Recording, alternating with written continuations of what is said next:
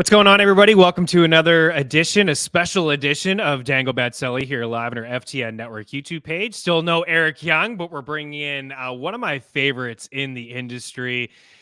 One of the GOATs, actually, when it comes to best ball hockey. Always love chopping it up with DJ Mitchell here joining us live on our FTN Network YouTube page, the Morning Skate Daily Fantasy Hockey Podcast. You can give that handle a follow on the Twitter machine. I think they're still calling it Twitter, DJ Morning Skate Pod. Also doing some work for Charging Buff and puckluck.com. You and I were in a really fun competition last year throughout the playoffs, giving some pick entries and some props and player props and things like that. I know you will be doing a lot of that as well. So give DJ a follow on the Twitter machine, and really do appreciate you jumping in here today. And we're going to take part, as you see, in a live best ball draft. So thanks, man, for taking the time here today. I know a lot of people are doing some last minute drafts here as we head into the last weekend of draft season. Welcome, man.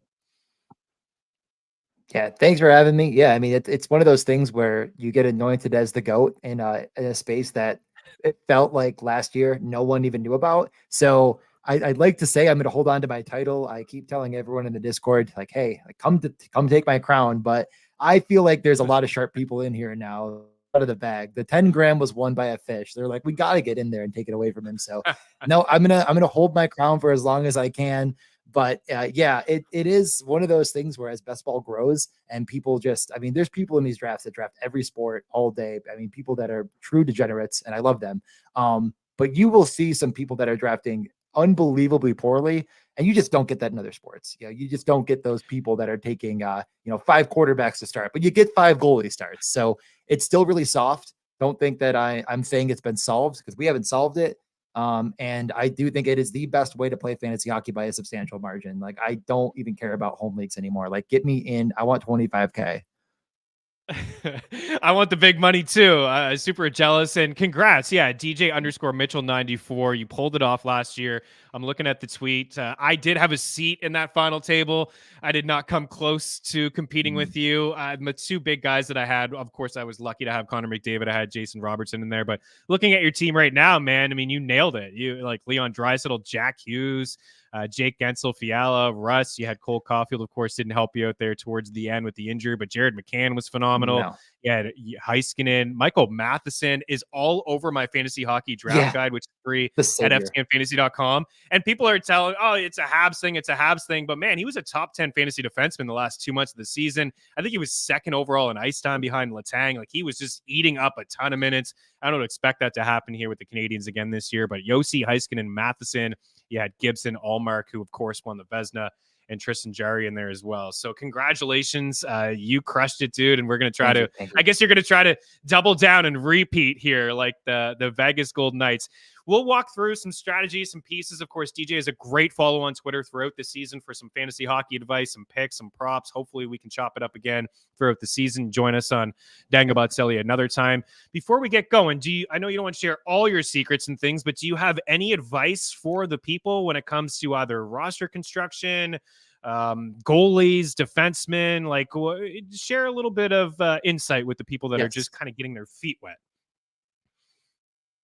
Okay, so I'll start by saying your piece was really, really good. And I think if you're just getting into the space, yours was perfect. It's very understandable. It's not 10 levels deep. If you're ready for 10 levels deep, if you finished Chris Meaney's piece on the underdog space, I've gone and with a lot of help from Jay Moser, Puckluck, and Matt Moody at the Morning Skate Pod, I've gone 20 levels deeper, just getting really into exactly the best construction and everything. And that is all free now as of today, as of starting to just posted all of the articles from 2021 and 2022 Best Puck Classic to give you all the math, all the data, and exactly what we found. Now, I would say I'm not going to say again, because I think you touched on a few things that I agree with.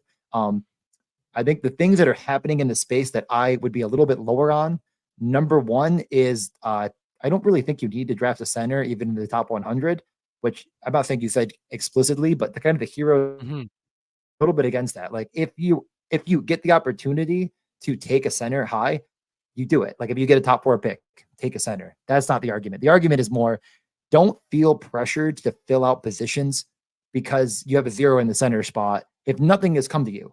Take what the lobby is giving you, use the my pillars of drafting are more of, the value based drafting. Comes later as well. The make a mistake on is they have taken Jason Robertson and they see Miro Heiskanen 10 ADP spots away, and they're like, well, I don't want to miss him. I'm telling you, it doesn't really matter. But nuking that winger position, that high level wing to get correlation is not actually going to help you in the long run. So a lot of those more nuances are in what I have. So definitely jump over if you want to look at the math behind some of these things that you would think inherently are sharp, might have actually deterred you from advancing. That's kind of what my stuff is more geared toward. And yeah, but I think as far as strategy is concerned, the 3 centers, 7 winger, 3 defenseman, 3 goalie is my favorite structure. I'm more on the side of 2 defensemen and add an extra winger if you end up going that bully route with either position. Because if you are only taking 2 or 3 at center or defense, if you're already probably screwed. So if you did take 2 centers in the top 100, if you took, let's David and Pedersen, because you decided to do that to start your draft. If you take another center because you're like, well, what if one gets hurt? Well, you're already dead. Like, I wouldn't even worry about that. Like, you're drafting for the ultimate upside of each player. You're not drafting for the unlikely scenario that one of them misses 40 games. So right. I think that a lot of drafters are understanding of that principle that I should get, because of the fact that 2 are going to score every.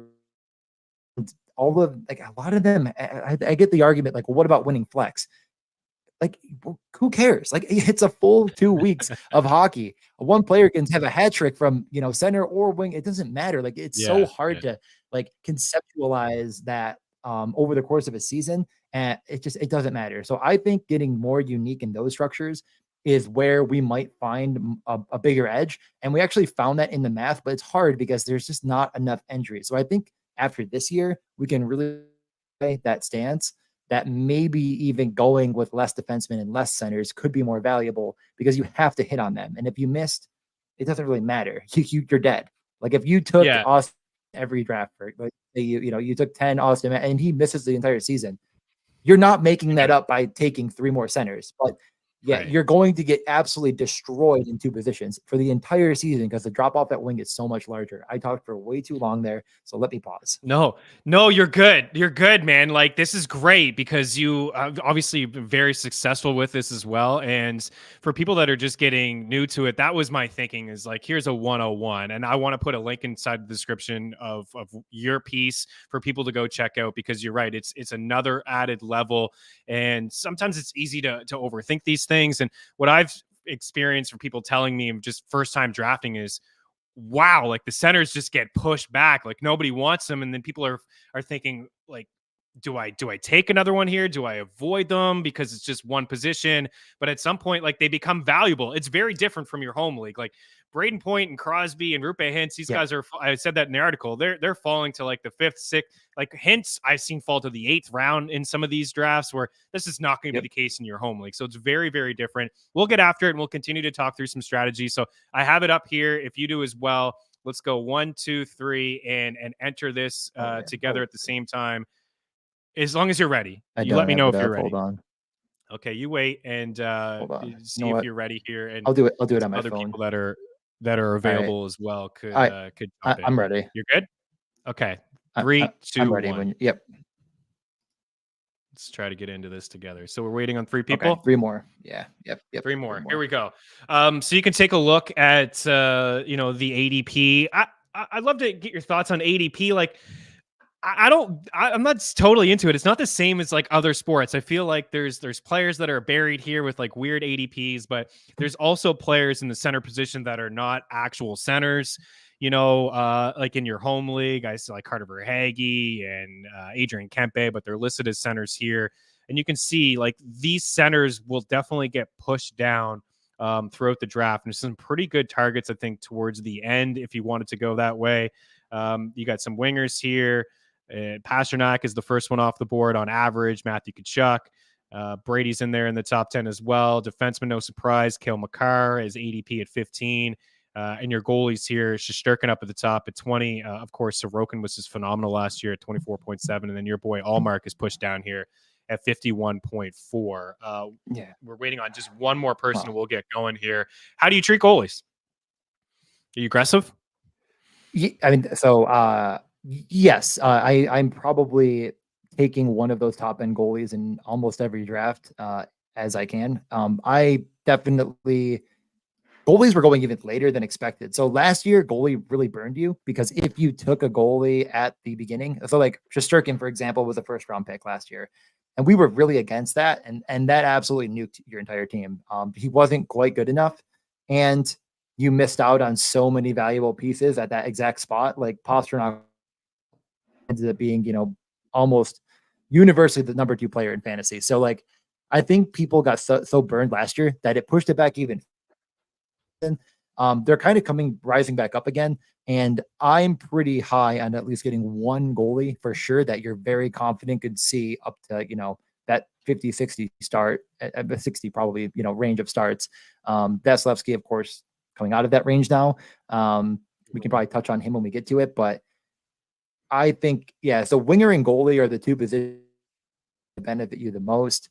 That doesn't mean, skip Roman Josi, for example. Like, that doesn't mean that. It means if you end up taking Roman, you really, really get on winger. And then I still think there's going to be a lot of valuable defensemen at the end of the draft. That happens with center as well. That happens not with goalie and winger, though. You get to the end of the draft and you're looking at Duclair and Jack Campbell. And it's like, wait a minute. Or you're looking at, Brock Nelson, and Mike Matheson, like a good example of a guy that I still think has upside in this format. Yeah. So, and you're like, wait, these are like top power play, top line players that are still like, that's kind of takes hold so strong. And now as more sharper drafters are getting in, it just kind of exemplifies it even more because now Shanaho at like 110 yesterday. It's another example of a guy that, is going to fall. Yeah. Yeah, I've really noticed the centers that are, my first draft, I noticed that they were just completely getting pushed down the board. And there's a couple that, like Ryan Nugent-Hopkins is there. And I was lucky enough to get Leon Draisaitl and I think Evan Bouchard. It's like, man, I don't mind having I don't want to have any more than 3. I don't know if you're different in that, like 3, 2-man stacks, maybe a couple 3-man stacks, but I don't want to have like 4 or 5 Oilers, but they're all just staring at me. And it's like, man, I can't be going with like 3 centers here off the top. So looks like you lucked into McDavid here. Connor, pick one for the go. Oh my God.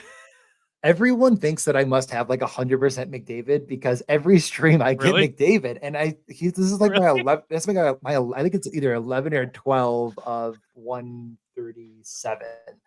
I had 3 streams in a row that me and Matt. There are 3 streams in a row. I think that I got 101. That's really funny. I hope my Wi-Fi is a little bit better. I may have cut out a little bit there, but I think I fixed it. Let me know. You and I both. I was doing Mean Streets earlier. Yeah, I think you're cutting out a little bit. There's a slight delay. Okay, so but we're making it work here. I know Mean Streets earlier. Yeah. Okay. Technical difficulties as well, but we're good. Look at Moods. Yeah. Our guy. We should really have him on the stream too. He should be hanging out with us. It's your better half here. Moods is that too. It's fun. You guys both just McDavid and Draisaitl. He told me, you guys. Yeah. Oh, he's taking Matthews 100%. But is he Big Matthews? Yeah. So yeah, Matt is working. I took today off. I had my sister's wedding this weekend, so I just took today off to kind of have. But yeah, Matt is, and so here's the thing. Let's just kind of go over the Matthews Draisaitl thing. I won last year with Leon Draisaitl, right? I mean, that was the must-have piece in the finals, 100%. And that still exists. Like, he's still very clearly one of these top 4 guys. And you could argue 2, 3, or 4. I don't argue this stuff. So when I'm drafting, if you look at, I'm doing it on my phone because I don't want to mess with the Wi-Fi anymore. I use the Brick Draft Caddy. I'm not sure if you've ever heard of this, but Brian Hooper built a very sophisticated and helpful for all sports overlay tool for your drafting. So I just try to spread exposures is how I do a lot of this. I don't really think, I'm not going to say, you know what, I know Jack Hughes is going to have 10 goals in 2 weeks. I don't know that. So I try to spread just a better way of doing things. And Matt, on the other hand, is like, nope, Matthews is just way better than Draisaitl. I know this. I don't do it that way. I'm sorry, Matt. I'm calling you out a little bit here because he is going to be, and I'm going to be overweight on Matthews comparatively because most people I think are taking Draisaitl at the 2, other than Matt and a couple others. But my point is basically that I would rather spread my exposures out. And if any of my teams get to the finals for whatever reason, like you're going to get to the finals, your number one guy is going to help, but there's a lot of other guys in the back that could get you there as well. You just don't know for sure. And if you end up in the finals with, let's say, Mikko Rantanen, and Mikko Rantanen is on one team in the finals, that gives you a much better chance to win anyways. So even if you nail this and you advance at a higher rate, 25K is up top. It's not in 15th. It's not in 20th. Like I like to spread my exposures. How much are you looking at the end of the season schedule? Because you have to get there. Like you really do have to get there at the end of the day. Decent little bit. Couple guys, and I'm not going to remember off the top of my head, but right away, like we were like, we got to get the end of the season schedule out. We got to, and someone in our Discord had posted the entire playoff schedule for every team. If the playoff being this playoff format, the format of best ball playoffs. Pull it up right now. I normally have it up while I'm drafting. I think it's Penguins, Edmonton that are pretty good. Someone in the chat, if you're Oilers, I do believe have right now. But listen, there's a Oilers definitely. I'm trying to think. I just honestly, I know I almost always have it up, but I just don't want to add any more things on my computer because, like I said, I didn't want to mess with the Wi-Fi. Yeah, I know. Good. What do we got here? My job isn't 5 like teams a day and pretending taxing. he's taking today off. Sure, yeah, okay. We know you're quote unquote working all day. We love that as well. Ottawa, we see some people hanging out. Ottawa is part of the that's the one. Yeah, that is one of them. That's really good. I'm a big fan of Matt just told me it's pinned in our Discord. That's right. Okay, it's pinned in your Discord. I'm a big fan of a lot of what the Sens have going on. I'll like send you. Stützle and Brady Tkachuk and Drake Batherson, I think, is in for a breakout campaign this year as well. Loves to shoot the puck. He's sneaky in terms of bangers leagues and hitting and things like that. So I really do like what the Sens have to offer. Moods takes William Nylander, so he's got the Matthews Nylander thing going on, and you're up for 2. Yeah, I knew that was going to happen. He is, I mean, he took Matthews, which the correlation isn't perfect, but I get it. I'm going to continue to get overweight on Sorokin. I totally understand. And you know what? I might do something really unique this time. We're live. I'm going to take Saros and I'm going to stop at goalie at 2. I haven't done it yet, and I keep saying I'm going to do it. I'm going to do one draft where I just only go with 2 stud goalies and move on. I think you're totally fine in doing it, but it's probably not like I'm drafting 5 teams. I'm going to do it 1 in 5. It's more of I'm drafting 150 teams. I'm going to do it 1 in 150 type of situation. But I think it's probably more than fine to do, honestly. And I know some sharp people that have done it, and for good reason. I think it could work. Yeah, I don't hate it either. I think I said that in the article. If the only way that I would roll with 2 goalies is if I took 2 top 5 goalies, right? And it was just like, okay, these are my goalies, and these are going to be my guys all year, and just whatever. Don't really need a third. So I dig it, right? You got McDavid and Sorokin and Saros in there, so it's a pretty good start. Looks like we got a lot of sharp people here in the room. Jacob is hanging out with us. He says, turning into the stream and drafting from the 7th spot at work. Make sure you smash that like button. Do us a solid and subscribe as well. We do appreciate you, Jacob. Jacob has started David Pastrnak and Mitch Marner, and now he is on the clock for one as well. So the 2 goalies for you. And are you thinking a lot about the correlation? Because we could see Nylander back with Matthews at 5-5 this season. I know Matthews and Nylander, more so Nylander, was kind of like the raw end of, he didn't get that PP one time quite often last year. So how much are you thinking about correlation and stacking? Okay, yeah, we touched on it, but it was just good to circle back. I am very much a 2-man stack, and I think there are exceptions to the rule. Edmonton is the perfect one, where you could easily see 3 Edmonton Oilers in the finals getting you there. But most of our math was showing us time and time again that if you start to push that 3-4-man stacks, you're starting to just hurt your expected value for advancing, mainly because Yeah, advancing, but also advancing in the playoffs. It also kind of worked out that way as well. We also took just teams that were doing proper construction. So like we just assumed that people that were drafting 3-7, 3-3, the center, winger, deep, goalie were smarter. And taking that into account, we still saw the same exact effects of overstacking, hurting your team's upside. There are exceptions to that rule. There are players that I think are maybe even more inherently valuable. So, like for example, Evan Bouchard is going too early, in my opinion, but I definitely understand why. If you have Edmonton pieces, Evan Bouchard makes a ton of sense to include Yeah. to be that offensive weapon in many capacities with any of these players that you're seeing at the top 100. So, I do think that like if you're taking Evan Bouchard, there should be a purpose behind it because him having a truly top 50 ADP season is going to come along with others on the Oilers. Like just taking Evan Bouchard to me seems wild because you're basically saying he is going to be the fourth or fifth best defenseman in the entire league. And again, I think that has to come with other Oilers. Like there's just Yeah, I'm a little torn. I did a draft last night with my buddies, and Evan Bouchard went ahead of Erik Karlsson, and I just kind of chuckled. So like when he goes early, I'm thinking it's just a touch too early. I do have some shares, and it's what you said. Like I was just lucky enough to start with McDavid or with Draisaitl, and I mean I don't think he's going to be a point per game guy, but my goodness, like if that power play just comes down a tick, like it operated at like 32%. It was a historic 32% last year, right? So I'm going to take Dougie Hamilton here, I think.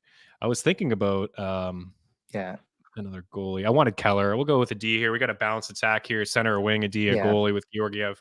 Like just what he did in the playoffs. What was it? Like 13 power play points in 2 rounds. Like it's ridiculous. He's going to be the guy on that power play, but there comes a point where if people are reaching on him or in the fourth, late third, it's just it's almost. I actually do think he's going to finish as a top 5 defenseman, but the reach doesn't kind of justify of the return, right? It's a reach.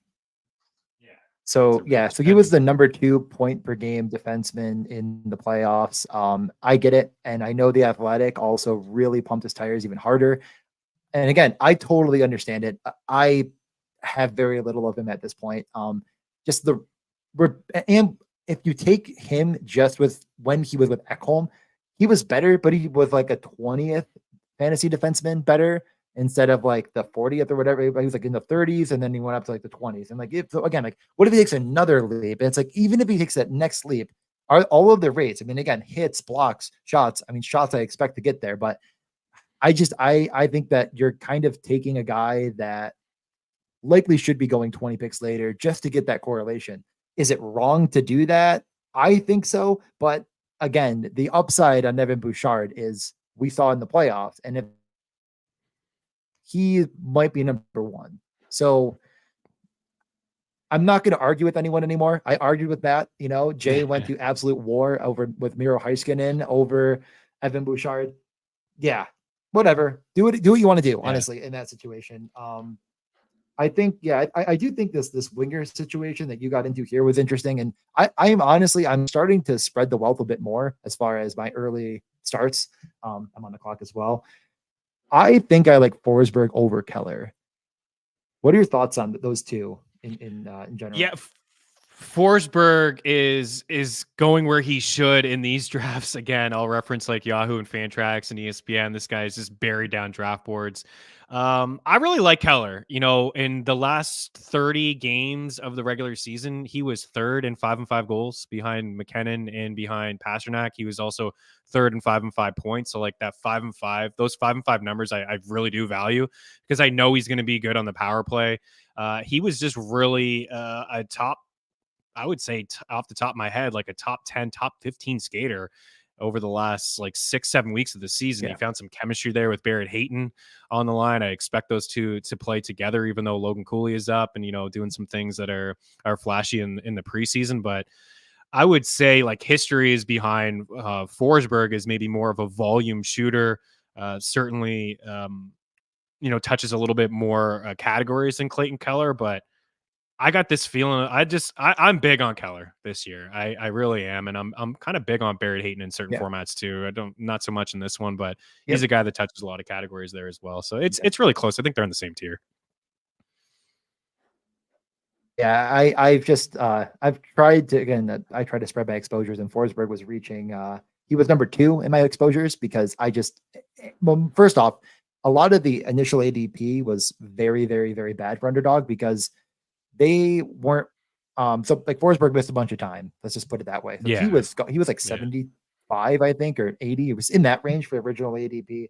So again, I think a lot of these contests for any sport, if you're not into hockey and you're watching this because you just want to check out like what is best ball, get in early because you'll find a lot of very unique situations. But I think that the Andrew Burnett effect might be real in Nashville. Like I think that he might really open up the offense. They go out and get Samuel Fagimo.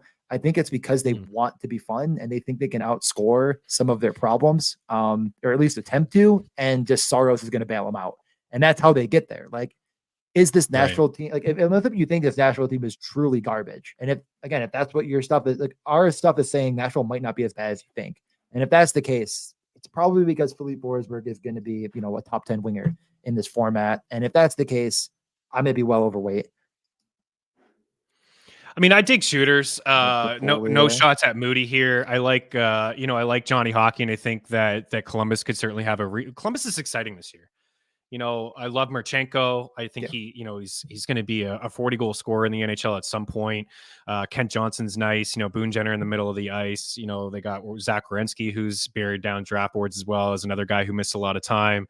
A little bit of a revamped defense and Severson and Provorov and things like that. But I don't know. I kind of shy away from pass first guys. Like Johnny Hockey could score 35 and I wouldn't be shocked with that. But I tend to just target shooters. And I don't know if maybe I'm overthinking it. Maybe this is a Yeah. shot prop game in me, but I like guys who shoot the puck. And I like guys who play on first power plays to shoot the puck. Yeah. Yeah. I do wonder, like, is Johnny Hockey actually just a pass first guy now? Like, is that actually that's kind I think that's the Maybe it's argument not is a like, thing. is this a Yeah. new because he really wait, what? Yeah, he really wasn't Maybe it's not a thing. In last year was Calgary, so that bad year for he broke him. out. He shot a lot. It's hard to know. Yeah. Yeah. Yeah. So it's just hard for me. Like last year was so bad, I'm willing to give a pass and try again. I'm gonna have way more Line than Gaudreau. I also love Line and Gaudreau together. I think that that's gonna be a thing. Yeah. And then it just depends on that last guy in for and like if it's Marchenko, it's Marchenko. If they decide they want Fantilli in that mix, either way, I still like it. So I do think like what you're saying, if it is Marchenko instead of a Fantilli or Boone Jenner, it might hurt his upside a bit more because Marchenko is clearly a guy they want shooting the puck. But I'm not shying away from Gaudreau, but he's normally not my favorite in a range. Like I've been taking way more Cole Caulfield, which I did right there. What's going on there? Matt Yeah, that is Mann, actually 1398 says, "Sup, fellas. Speaking of influencer drafts, Chris at 8, means at 9, very on brand." Yeah, we love that one. yeah, A it lot of is smart interesting. people in this Chris room. Chris Yeah, means yeah. yeah, that has to be Matt uh, Moody though. That has to be. I'm almost positive. Matt Moody Man takes. We'll 1398. recap a little bit here. Why he's not Moody's using got his name. Matthews, Nylander, Jake Ottinger, Johnny Hockey, and Brad Marchand. Brad Marchand still got it done last year. All the Bruins are going to fall down the draft board, right? Losing Bergeron, losing Krejci, not really replacing anybody. Big steps for Pavel Zacha and Charlie Coyle. I think Coyle will play a lot with Bergeron or play with Marchand and maybe DeBrusque. But some good value there, I think, on him. You got a couple shooters there with your first two wingers. You started with McDavid. You went double goalie, Sorokin and UC Saros, Cole Caulfield and Chris Kreider. And then Moody is on deck, and you're coming up for a couple as well. So we'll get your thoughts on Cole Caulfield because everybody knows what I think about Cole Caulfield. But he's another guy, not afraid to shoot the puck, and if he plays a full season, he could push 40. Yeah, yeah. I mean, I'm thinking he is one of my favorite season long bets on the over on goals. I think it's like 32 and a half. That's one that I put in. Yeah, no, everything he does. I mean, I don't think he hits. But No. that offense is going to go through him, and I like I think Montreal is bad, but that doesn't mean he like even if they are bad and they're losing, like he'll just keep shooting. Perfect. Yeah. Give me They're all going of to be it. awful this year, but they're going to play in a lot of high offensive games and they're going to be able to score. I had the over on Cole Caulfield last year, and I think it was like 2 goals away. And of course, he got hurt. He would have cruised past that Yeah, season he long got prop hurt. there. Wasn't Smoothie even close. takes Jonathan Huberdeau. Get your thoughts maybe on the Flames as like potential bounce back. What do we think of Calgary this year? What do we think of Jacob Markstrom? While we see him late in draft. Batherson is one of my favorite targets. Almost took him over Jared McCann. Yeah, you go Batherson and Travis Yeah, Konechny, who is yeah, a really sneaky fantasy player as well. yeah. Konechny is going to end up being like my top exposure player. So yeah, just kind of running through everything here. First off, I do think the Flames will rebound. Will they be a playoff team or not?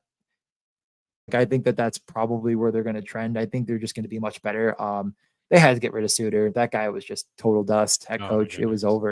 over.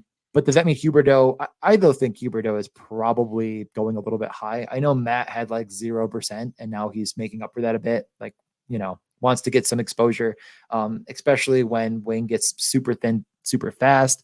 So that's fine. I think that Konechny though, like the bull case on Konechny is that he plays 82 games and will likely be. I mean, I think he has the upside of a top 10 rate shooter in the league. I think he could definitely score, 35 plus. But what happens if he gets traded? Like, what happens if a team, I mean, insert, what if Colorado doesn't have an active winger that can play with McKinnon or something? Like, he could actually, I mean, they might not have the cap space to even get close, but I think there's other scenarios too where he just becomes even more valuable. But I don't really see any scenario where he's not going to reach his value.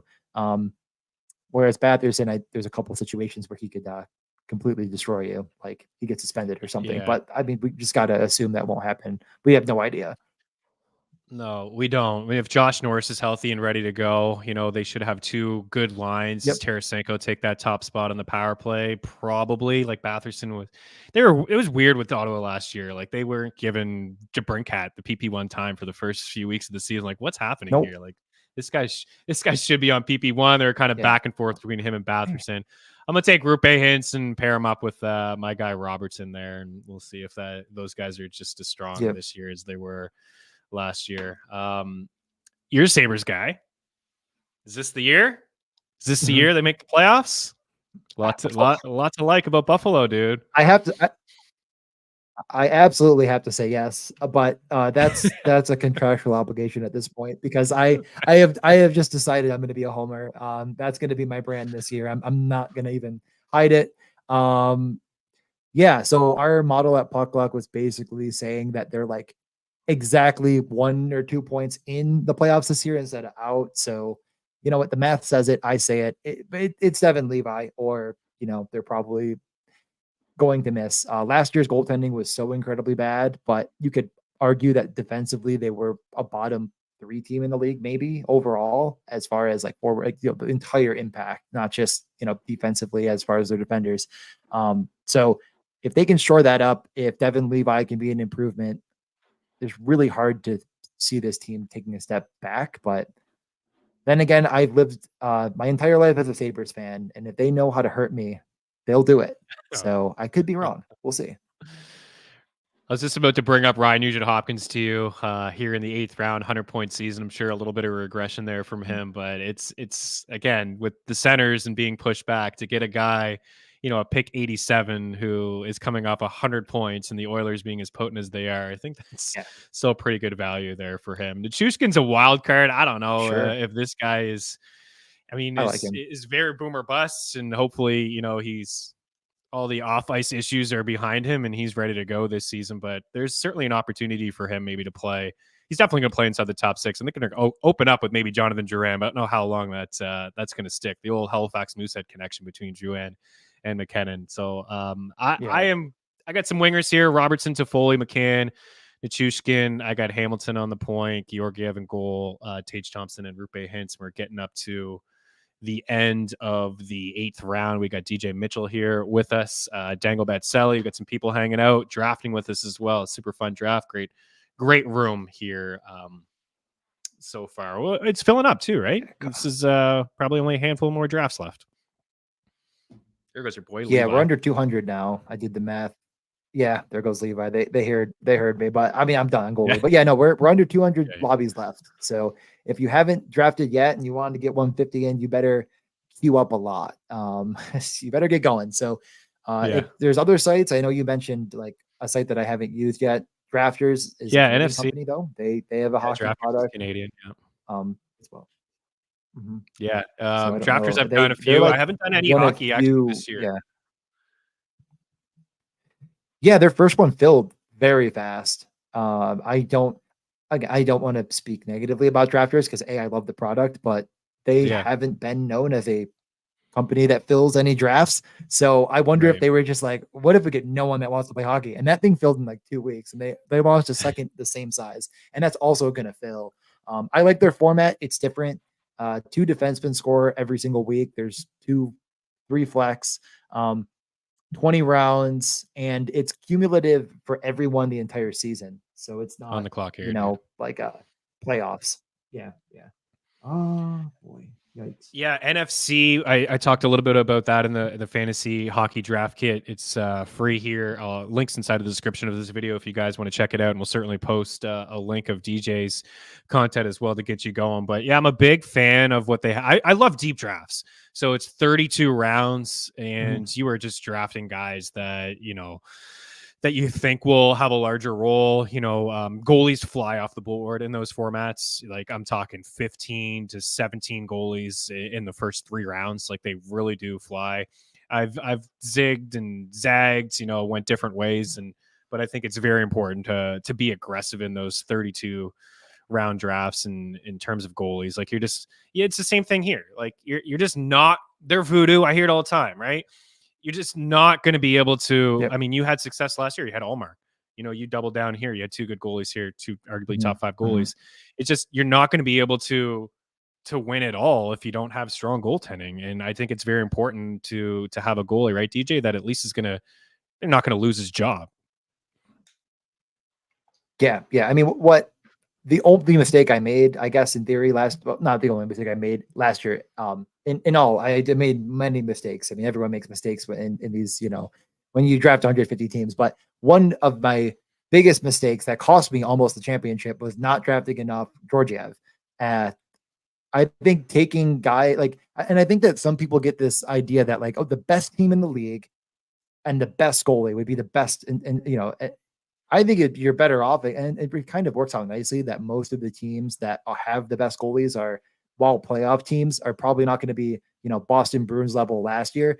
And I got bailed out. That the Bruins should have never started Olmark in the finals as much as they did. Like Olmark was playing because they wanted to break a record, and I got bailed out because they should have been starting anybody else to get him ready for the playoffs. It may have hurt them. I don't know, whatever you want to say. But the point I'm making is you need a goalie that's going to play in the finals a lot. And when teams are fighting for playoff spots, they don't put in backups. Georgiev played every single game possible, probably more than he should have. Like because Colorado was honestly fighting at the time in early April. They were in, but they were not like runaway. We're getting a first round bye by any stretch. They had a really strong finish. So if you don't get a goalie that's going to get a lot of playoff starts, you're dead. Like you're done. It's over. You're losing so many points. So I am very high on that. Tampa did the same thing when they were chasing down their 60 some odd wins. I just remember watching, I think it was 2 games left in the regular season, and Andrei Vasilevsky's in the net. And I think he had a game where he had like 50 saves or something. And I'm watching him slide from post to post, looking like he's pulling a groin. I'm thinking to myself, what the fuck is Tampa Bay doing here? What are they doing? Do they care this much about this record? And what happened? They got bounced in the first round. They got swept. Vasilevsky looked tired. The whole team looked tired. Like, credit to the Blue Jackets. But I saw that too. Like, Allmark clearly was not the same goalie. They're chasing down those records. They had a capable backup in Swayman. Yeah, you bring up a good point in maybe teams clinching, like Colorado. Maybe they're not fighting for a playoff spot this year. Maybe they're a little bit more healthier, and Georgiev is rested a touch. But as of now, I don't even know who the heck their backup is, because Francouz is hurt at the moment. He's done. Yeah, it's a Noonan, I guess. But yeah, but I guess the one good thing is the parity in the NHL has kind of gotten rid of that to a large extent. Like name one team that you are. If I said you will either get $1 million or owe $1 million. Pick one team to make the playoffs. I bet you think about it. It's not like I don't think there's any team that you're like, I am 1000% confident. Yeah. I mean, who is it? Yeah. I think you maybe have to go Edmonton, maybe just because I you was just can't gonna say, imagine them just missing, right? Like that yeah. was where my brain, that's where my brain goes. Yeah. But I wouldn't feel like, what if McDavid goes down? You know what I'm saying? Like you could easily find that scenario. And that does, first off, I think it makes the league a better product, although the NHL won't market it at all. But I do really think that like getting top end goalies that are going to see an exorbitant amount of starts is going to be very valuable. And you kind of mentioned Vasilevsky, and if anyone asks me, which I've had like a couple people, is, hey, where do you think you should go? I think once you get to the 70, 70 to 80 range, that's probably correct, because you win a championship in April, and he should be playing every game possible in April as they fight their way back into the playoff mix. So I think he went a little bit early here. Yeah, here in the fifth, 50, pick 59. 50 something. Yeah, I think that's a touch early. Like Ilya Samsonov and Demko, I like both a good bit more. I don't know where Jari slipped. I like Jari just as much. I get that people think Jari's bad, but we've seen plenty of goalies that people thought were bad end up being good. Yeah. And even for 1 year, Yeah. sometimes the goalie will just be really good for 1 year. Well, what if it's this year? Like I'm not that worried about that myself. Yeah, you're on the clock. Yeah, I would expect Jari to bounce back. A goalie that I really like that I have a lot of exposure to, and I was hoping he'd fall a little bit more, was Korpisalo.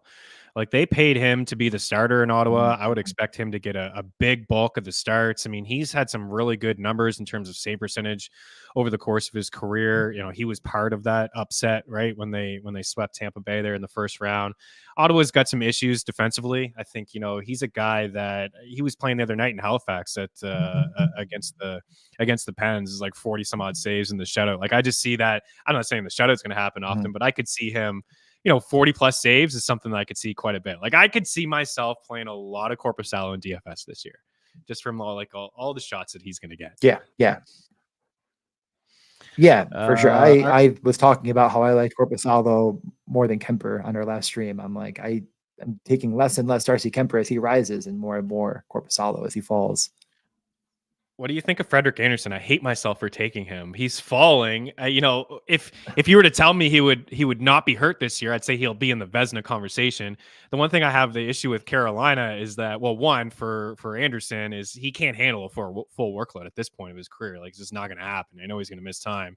And two, Carolina is just so darn good at 5-5. They don't give up a lot of shots. He's not going to rack up a lot of saves. Like so many times to see him, he lets in 2 goals on 20 shots, and it's like a mediocre save percentage. But like the W's should be there. Like he's like, I don't know, quick math here. He's roughly goalie 20 here off the board. Do you have any shares of him?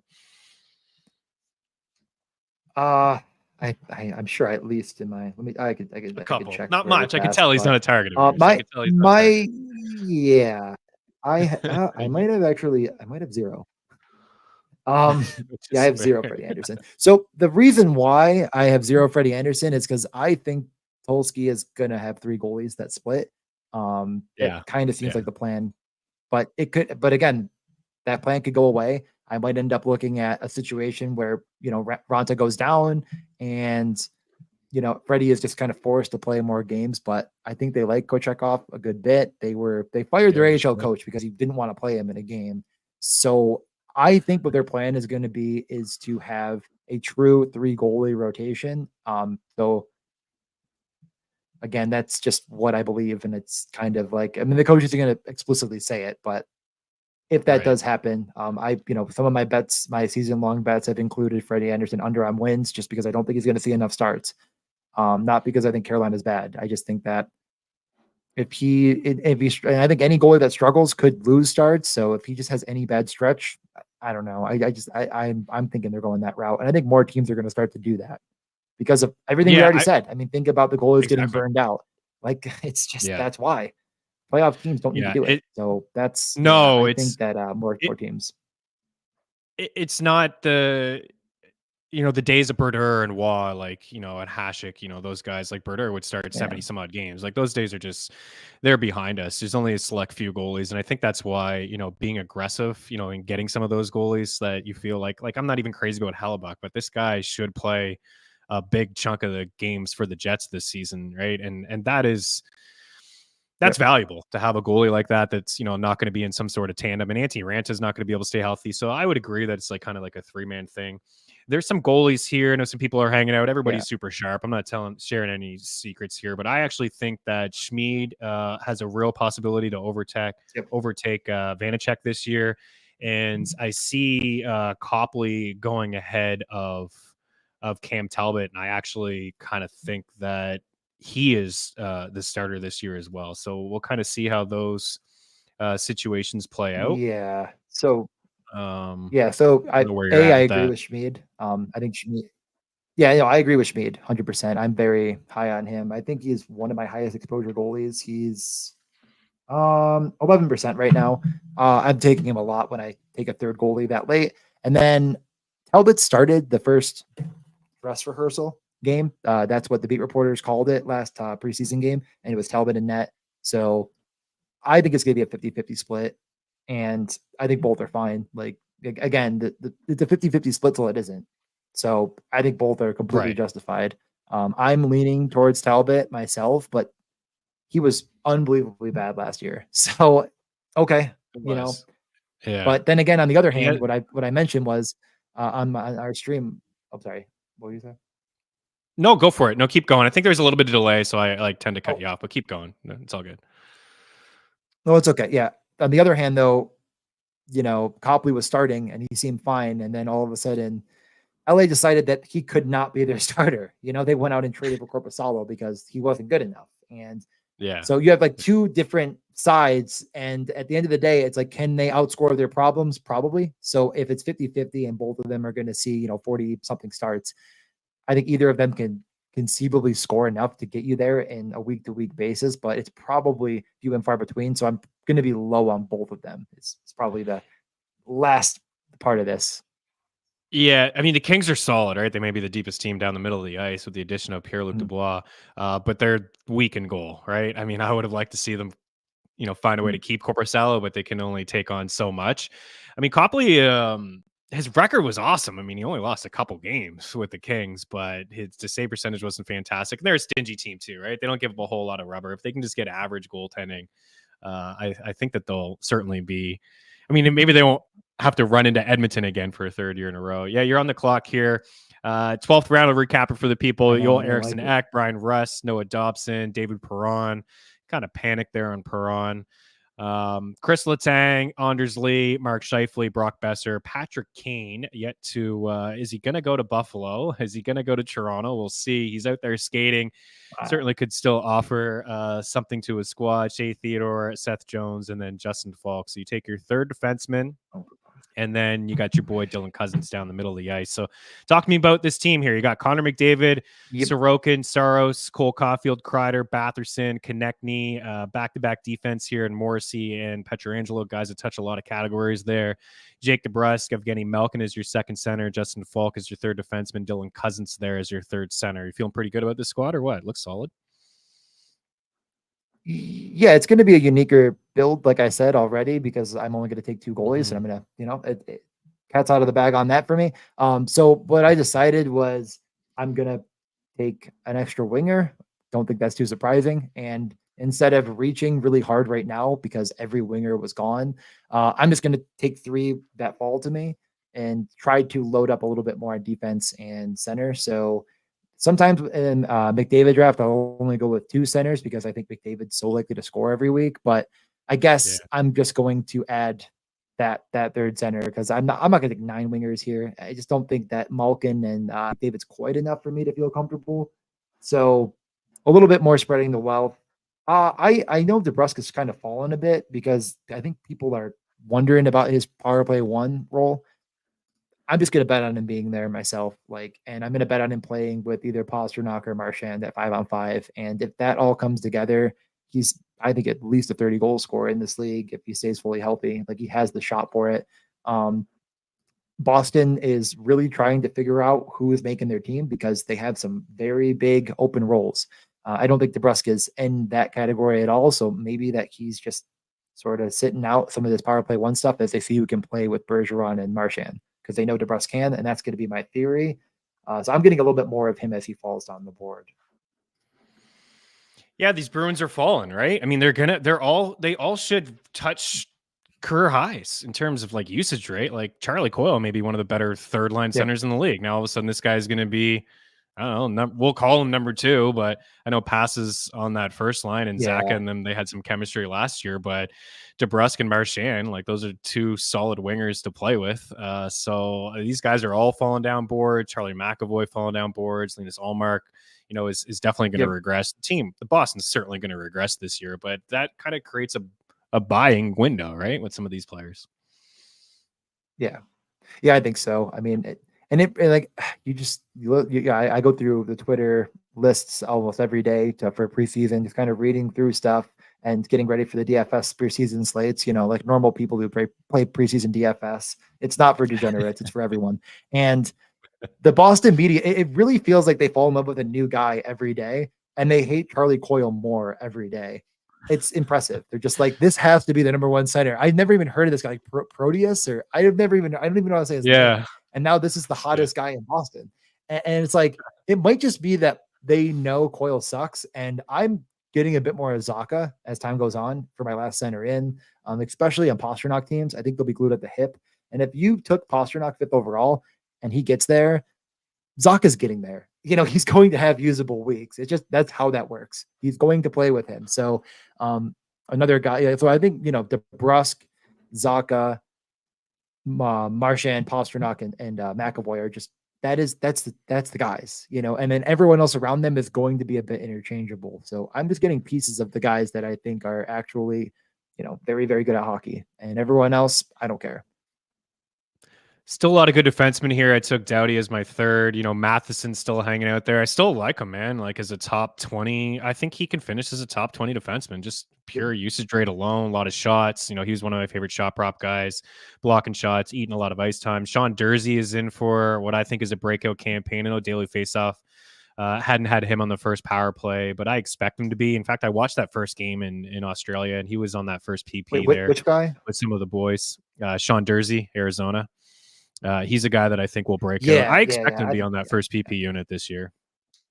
I don't want to still some like potential. They've been pretty. Yeah, they've been a little off to start. Luke Hughes had a nice night last night, but no, they're not caring. They're not caring. It's only preseason. They'll dive into it, but you're watching the preseason games. I've been watching some of the preseason games, and I think his defensive game isn't strong, but he's going to get opportunity there, and Arizona's going to score some goals. So I think they're going to surprise some people. They're not going to sniff the playoffs. They're not there yet, but they got a few players that are pretty skilled up front. So what are we thinking here for you got 3 more picks left. We're coming up on the clock. We got Moods on deck on the clock now. Andrew Mangiapane just goes. And you're going to be looking at an extra winger, as you said, avoiding the goalie position. Oh, yeah. Yes, I just ran the math really quick on Matheson. So in like, you hear me okay? Yep. Like I cut. Oh yeah. So first off, I'm going to take my 2 players here. I'm going to take Verana and I'm going to take Lafreniere. Nice. Oh, breakout. I think the breakout's going to happen. If Matheson was averaging over 8 fantasy points in this format per game when healthy, which would put him on pace for 664.5 underdog points if he played all 82. And I think that a lot of people just look at the number he actually produced last year and they're like, oh boy, he sucked. Well, he was really good when he played. And if he plays a lot of games, I know he only scored under 400 points. I think the number is 389, but that is 389 over 48 games. So I think, and I know he starts this season with like a little bit of an injury type situation, but from all the coach speak, it sounds like it's, this guy's fine. He can play. We just don't want to push him right now with a little something, like, because they need him healthy. Like, I know they're not going for the playoffs, but they want their young players to have success. That's how you sell tickets. That's how you get players ready for the following seasons. And they need a defenseman that can actually play. Yeah, absolutely. And they're just super thin everywhere else. Like they had at one time they had 5 Right. rookie defensemen in their lineup last year. And I think the thing with Matheson that people may not, he's just like a really good skater. Like he's a guy, like he's not on a Heiskanen and a McCarr level. There's no chance, but he's a guy that can go end to end with the puck, and he's not afraid to. And they let him go. Like St. Louis says, like, go ahead, dude. You want to go end to end here with the puck? Like, be my guest. Like, it is completely open for you to do something like that. I do have some Connor Brown in my life. I probably have way too much Connor Brown. Like, I don't need to be having all this much Connor Brown. He's like a Yeah. popular little sleeper player. I know he played with McDavid and with Erie Otters. Like, they combined for like 400 points, and he did his part. Like, he was great. They were line mates for a couple of years, and if he stays healthy, and he may push 50, 60 points, but if I had McDavid or Draisaitl, I'd probably Yeah. dive into a little bit of that, but bypassing him here. I just think it's McDavid with him or you don't take him, but I get it. So far because he just keeps going before legitimately good players. So yeah, I mean, I used to again, I kind of feel similar on Drouin. I'm not sure how you feel, but this format just doesn't really suit him. And No. I get it, but he doesn't shoot. So there he Right. goes right there. Just not my guy. You're right. He doesn't shoot. He has the speed, I do believe, to keep up. But ugh, he just doesn't shoot enough. This kid Yeah. shoots. I Let's just go Marchenko. Yeah, I just think in this format, okay, you're getting your 7th winger, for example, at this point. When is Drouin scoring over any of your top guys, unless if your team absolutely sucks? That's kind of my theory. It's very similar in football. Like we talk about, you could mention any late round guy. Like, I mean, Devin Singletary seems like the popular guy where it's like, well, when is he scoring for you if your team isn't absolute garbage? Like even if Right. even if Damian Pierce goes down, like he's scoring on your team, you're sure about that, and your team's winning money. Like it's kind of Yeah. felt similar. Like that was the kind of the same theory with these Durans and I mean Connor Brown. I guess I get a touch more just because of McDavid, but I just don't think. I think I have one share of Duran with McKinnon, and I took it. And I was like, I don't like that. Like I did it as soon as I did it, I felt gross. Yeah, yeah. Like he does have the speed, and he's a pass first guy. But you're right; he doesn't shoot the puck, and I'm not convinced that he'll stay on the power play the entire year. Like I think they would like No. to have Nichushkin on their power play, and then Lehkonen most likely. But he's very skilled. Like there's no question. A change of scenery may just do him good. But yeah, Matt, tough room. Will be a fun pod to monitor for sure. Michael, what I do want to say is, as DJ wraps up the last pick here in the draft, NFHC Draft Champions is a great tournament for sure. I will be streaming a live draft on our FTN Network YouTube page this Saturday at 9 Eastern. There may be a spot or two to join as well. It's like a beat Meaney contest. You'll beat me. It's all good. Don't worry about it. And if you do, the winner, I'll buy a NHL jersey, your MVP for your fantasy squad. We'll head to you in an FTN bets package as well. So look for that if you want to hang out live. And did you make the final pick? Yeah, I did it. It's just talking. I took Eli Tolvanen, just a Okay. guy with upside. Right on.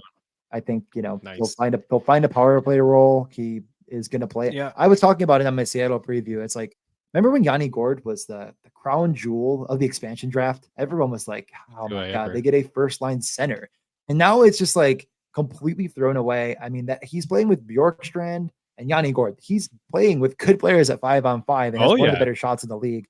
I just like I think Tolvanen is definitely a sleeper in this format, like the raids, etc. But yeah, no, this is a really, really good pod. There's a lot of very good drafters. The red badges were out in full force. Yeah. Where are they ever? What do we got here? 3, 4, 5, 6, 7, 8, 9, 10. 10 badges. You brought the crew, you brought the fellows. Yep. So this is awesome. Yeah. I know you got to get out of here, but do you want to recap here?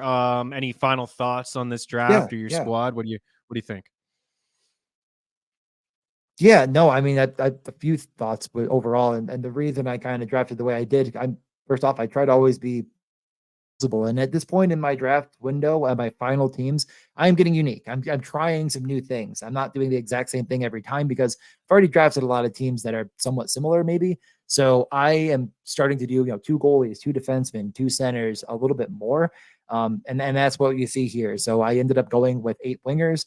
And a lot of people might look at that and say, boy, like, kind of feels like you could have taken a better player at that spot. But this format isn't about taking the best player available. It's taking the player that's most likely to score in your roster and contribute to you advancing, and eventually has the upside to win you $25,000. So that's how I look at every pick. If you have any questions or anything, my DMs are always open. And then, like I said, all 4 articles, 2 from last year and 2 from this year on updates with all the math on all the decisions that you can make in your drafts. And again, I would first read Chris Meaney's piece if you've never drafted at all, or even if you're just kind of starting your drafting process, because it's a lot more digestible and understandable. And I think those kind of fundamental things that you talked about will help you then to take a few more levels a little bit deeper when you kind of get into not only like, okay, these are like the easy structural things. I'm kind of going over are incredibly important and where we actually saw the advancement rates coming from. And then, yeah, my winning team is still pinned on the profile.